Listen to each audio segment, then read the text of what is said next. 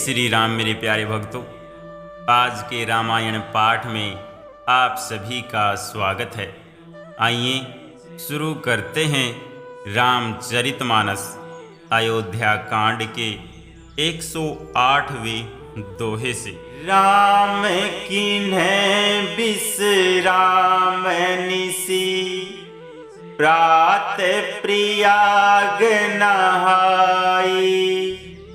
चले सहित सिय लखन जन, मुदित मुनि सिरुनाई।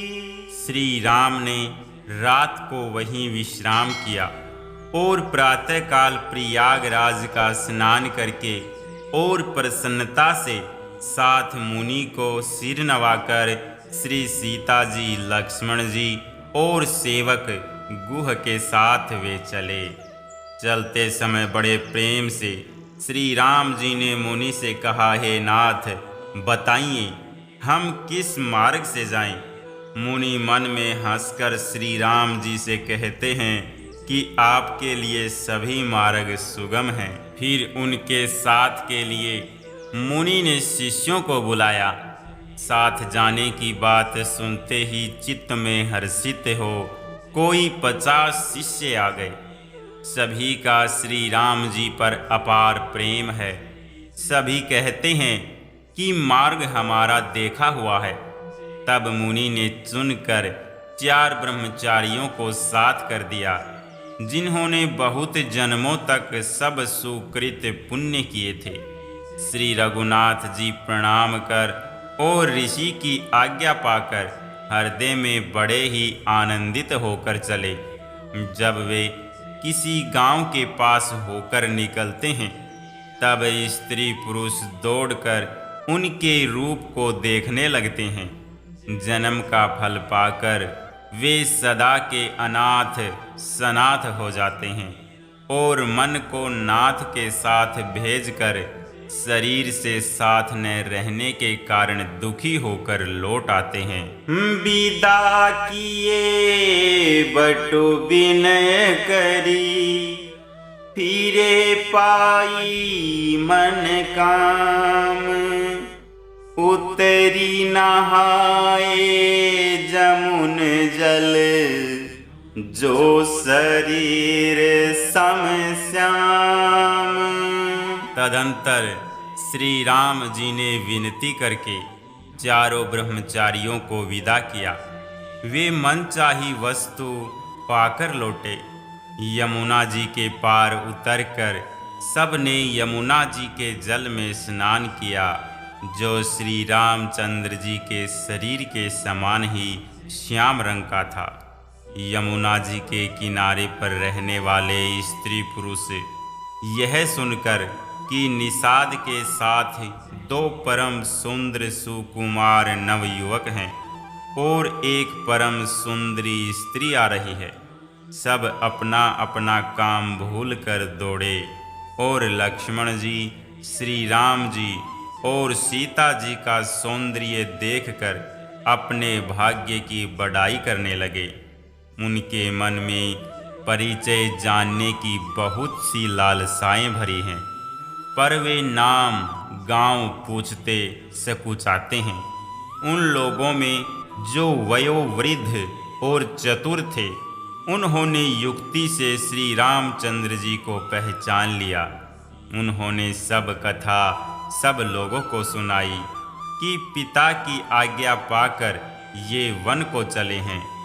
यह सुनकर सब लोग दुखित हो पछता रहे हैं कि रानी और राजा ने अच्छा नहीं किया।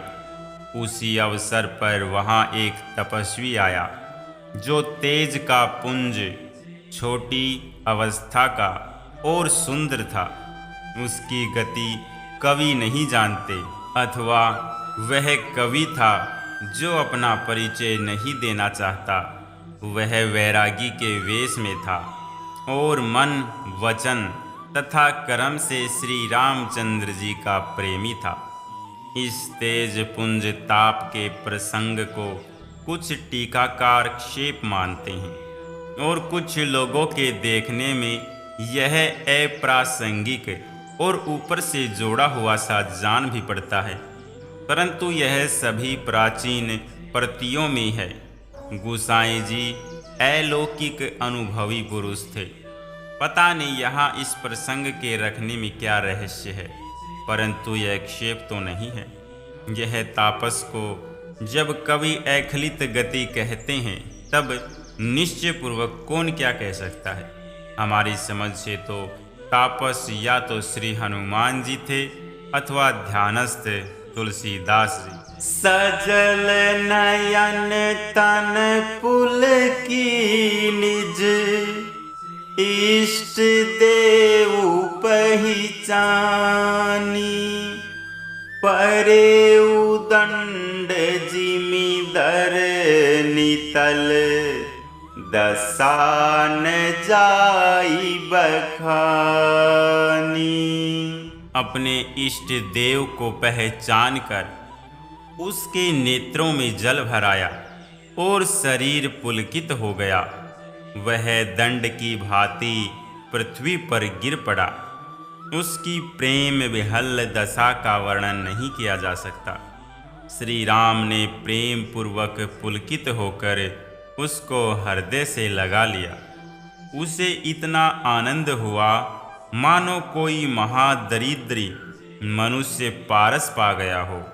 सब कोई देखने वाले कहने लगे कि मानो प्रेम और परमार्थ परम तत्व दोनों शरीर धारण करके मिल रहे हैं। फिर वह लक्ष्मण जी के चरणों लगा। उन्होंने प्रेम से उमंग कर उसको उठा लिया। फिर उसने सीता जी की चरण धूलि को अपने सिर पर धारण किया। माता सीता जी ने भी उसको अपना छोटा बच्चा जानकर आशीर्वाद दिया। फिर निषाद राज ने उसको दंडवत की। श्री रामचंद्र जी का प्रेमी जानकर वह उस निषाद से आनंदित होकर मिला। वह तपस्वी अपने नेत्र रूपी दोनों से श्री राम जी की सौंदर्य सुधा का पान करने लगा और ऐसा आनंदित हुआ जैसे कोई भूखा आदमी सुंदर भोजन पाकर आनंदित होता है। इधर गांव की स्त्रियां कह रही हैं, हे सखी, कहो तो वे माता पिता कैसे हैं जिन्होंने ऐसे सुंदर सुकुमार बालकों को वन में भेज दिया है। श्री राम जी, लक्ष्मण जी और सीता जी के रूप को देखकर वह स्त्री पुरुष स्नेह से व्याकुल हो जाते हैं। तब रघुबीर अनेक विधि, सखहि सिखावनो दीन, राम रजाय सुशेष धरी, बवन गवनो ते कीन। तब श्री रामचंद्र जी ने सखा निषाद राज को अनेकों तरह से घर लौट जाने के लिए समझाया। श्री रामचंद्र जी की आज्ञा को सिर चढ़ाकर उसने अपने घर को गमन किया। फिर सीता जी, श्री राम जी और लक्ष्मण जी ने हाथ जोड़कर यमुना जी को पुनः प्रणाम किया और सूर्य कन्या यमुना जी की बड़ाई करते हुए सीता जी सहित दोनों भाई प्रसन्नता पूर्वक आगे चले। रास्ते में जाते हुए उन्हें अनेकों यात्री मिलते हैं। वे दोनों भाइयों को देखकर उनसे प्रेम पूर्वक कहते हैं कि तुम्हारे सब अंगों में राज चिन्ह देखकर हमारे हृदय में बड़ा सोच होता है। ऐसे राज चिन्हों के होते हुए भी तुम लोग रास्ते में पैदल ही चल रहे हो। इससे हमारी समझ में आता है कि ज्योतिष शास्त्र झूठा ही है। भारी जंगल और बड़े बड़े पहाड़ों का दुर्गम रास्ता है। इस पर तुम्हारे साथ सुकुमारी स्त्री है। हाथी और सिंहों से भरा यह भयानक वन देखा तक नहीं जाता। यदि आज्ञा हो तो हम साथ चलें। आप जहाँ तक जाएंगे वहाँ तक पहुँचाकर फिर आपको प्रणाम करके हम लौट आवेंगे। एहि विधि पूछहि प्रेम बस, पुलक गात जलु नैन, कृपा सिंधु फेरहि तिनहि, कहीं विनीत मृदु बैन। इस प्रकार वे यात्री प्रेमवश पुलकित शरीर हो और नेत्रों में प्रेम आश्रुओं का जल भरकर पूछते हैं, किंतु कृपा के समुद्र श्री रामचंद्र जी कोमल विनय युक्त वचन कहकर उन्हें लौटा देते हैं। जो गांव और पूर्वे रास्ते में बसे हैं, नागों और देवताओं के नगर उनको देखकर प्रशंसापूर्वक ईर्ष्या करते और ललचाते हुए कहते हैं कि किस प्रकार पुण्यवान ने किस शुभ घड़ी में इनको बसाया था, जो आज ये इतने धन्य और पुण्यमय तथा परम सुंदर हो रहे हैं। जहाँ जहाँ श्री रामचंद्र जी के चरण चले जाते हैं, उनके समान इंद्र की पूरी अमरावती भी नहीं है। रास्ते के समीप बसने वाले भी बड़े पुण्यात्मा हैं। स्वर्ग में रहने वाले देवता भी उनकी सराहना करते हैं। जो नेत्र भरकर सीता जी और लक्ष्मण जी सहित घनश्याम श्री राम जी के दर्शन करते हैं, जिन तालाबों और नदियों में श्री राम जी स्नान कर लेते हैं, देव सरोवर और देव नदियाँ भी उनकी बड़ाई करती हैं। जिस वृक्ष के नीचे प्रभु जा बैठते हैं, कल्प वृक्ष भी उसकी बड़ाई करते हैं। श्री रामचंद्र जी के चरण कमलों को रज का स्पर्श करके पृथ्वी अपना बड़ा सौभाग्य मानती है। छाह करहि घन विबुधगन, बरसहि सुमन सिहाही, देखत गिरि बन बिहग मृग, राम चले मग जाही। रास्ते में बादल छाया करते हैं और देवता फूल बरसाते हैं और सिहाते हैं। पर्वत, वन और पशु पक्षियों को देखते हुए श्री राम जी रास्ते में चले जा रहे हैं। सीता जी और लक्ष्मण जी सहित श्री रघुनाथ जी जब किसी गांव के पास जा निकलते हैं, तब उनका आना सुनते ही बालक, बूढ़े, स्त्री, पुरुष सब अपने घर और काम काज को भूलकर तुरंत उन्हें देखने के लिए चल देते हैं। श्री राम, लक्ष्मण और सीता जी का रूप देखकर नेत्रों का फल पाकर वे सुखी होते हैं। दोनों भाइयों को देखकर सब प्रेमानंद में मग्न हो गए। उनके नेत्रों में जल भर आया और शरीर पुलकित हो गए। उनकी दशा वर्णन नहीं की जाती, मानो दरिद्रों ने चिंतामणि की ढेरी पाली हो। वे एक एक को पुकार कर सीख देते हैं, इसी क्षण नेत्रों का लाभ ले लो। कोई श्री रामचंद्र जी को देखकर ऐसे अनुराग में भर गए कि वे उन्हें देखते हुए उनके साथ लगे चले जा रहे हैं। कोई नेत्र मार्ग से उनकी छवि को हृदय में लाकर शरीर, मन और श्रेष्ठ वाणी से शिथिल हो जाते हैं, अर्थात उनके शरीर, मन और वाणी का व्यवहार बंद हो जाता है। एक देखी बट छाह भली, डासी मृदुल तृण पात, कहीं गवाई छिनु को श्रमो, गवन बही की प्रात। कोई बड़ की सुंदर छाया देखकर वहाँ नरम घास और पत्ते बिछा कर कहते हैं कि क्षण भर यहाँ बैठकर थकावट मिटा लीजिए, फिर चाहे अभी चले जाइएगा, चाहे सवेरे। कोई घड़ा भर कर पानी ले आते हैं और कोई कोमल वाणी से कहते हैं, नाथ आचमन तो कर लीजिए। उनके प्यारे वचन सुनकर और उनका अत्यंत प्रेम देखकर दयालु और परम सुशील श्री रामचंद्र जी ने मन में सीता जी को थकी हुई जानकर घड़ी भर बड़ की छाया में विश्राम किया।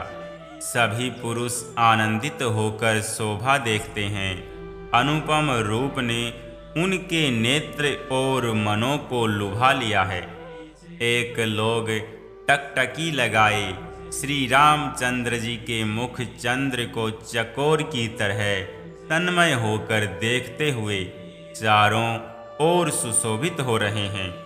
श्री राम जी का नवीन तमाल वृक्ष के रंग का श्याम शरीर अत्यंत शोभा दे रहा है, जिसे देखते ही करोड़ों कामदेवों के मन मोहित हो जाते हैं।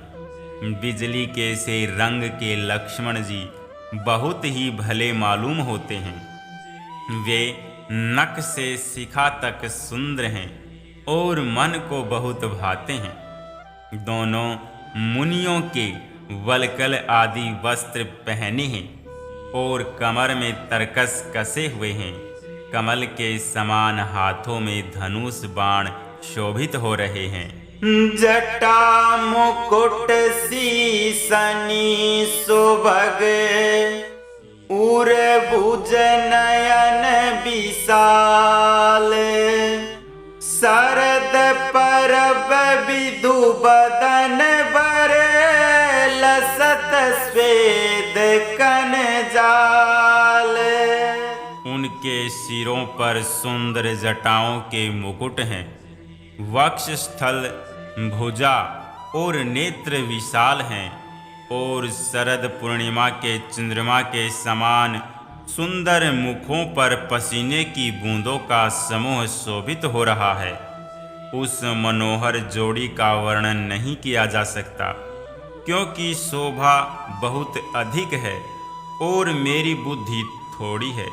श्री राम लक्ष्मण और सीता जी की सुंदरता को सब लोग मन चित्त और बुद्धि तीनों को लगाकर देख रहे हैं। प्रेम के प्यासे वे गांव के स्त्री पुरुष इनके सौंदर्य माधुर्य की छटा देखकर ऐसे थकित रह गए जैसे दीपक को देखकर हिरनी और हिरन निस्तब्ध रह जाते हैं।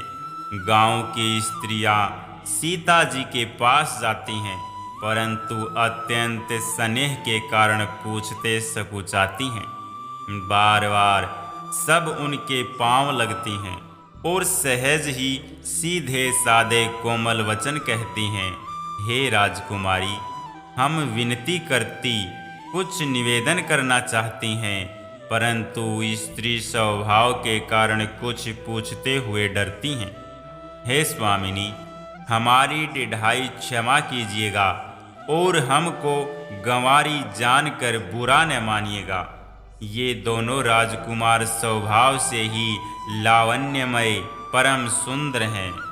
मरकतमणि पन्ने और सुवर्ण कांति इन्हीं से पाई है, अर्थात मरकतमणि में और स्वर्ण में जो हरित और स्वर्ण वर्ण की आभा है, वह इनकी हरिता भनील और स्वर्ण कांति के एक कण के बराबर भी नहीं है। श्यामल गोर किशोर बर सुंदर सुषमा एन शरद सरबरी नाथ मुखु शरद सरोरुह नैन। श्याम और गौर वर्ण है, सुंदर किशोर अवस्था है, दोनों ही परम सुंदर और शोभा के धाम हैं। शरद पूर्णिमा के चंद्रमा के समान इनके मुख और शरद ऋतु के कमल के समान इनके नेत्र हैं। जय श्री राम मेरे प्यारे भक्तों, आज के रामायण पाठ को हम यहीं पर विश्राम करते हैं। आप सभी ने श्रद्धा और भक्ति के साथ इसे सुना, इसके लिए हृदय से आभार है। श्री राम का नाम आपके जीवन में सुख, शांति और मंगल लेकर आए और आपके घर आंगन में सदैव राम भक्ति का दीप प्रज्वलित रहे। अगर आपको यह पाठ अच्छा लगा तो इसे लाइक, शेयर और अपने चैनल श्री राम गीता वाणी को सब्सक्राइब करें। अगले पाठ में हम फिर मिलेंगे, तब तक राम नाम जपते रहें और हृदय से पुकारते रहें। जय सिया राम।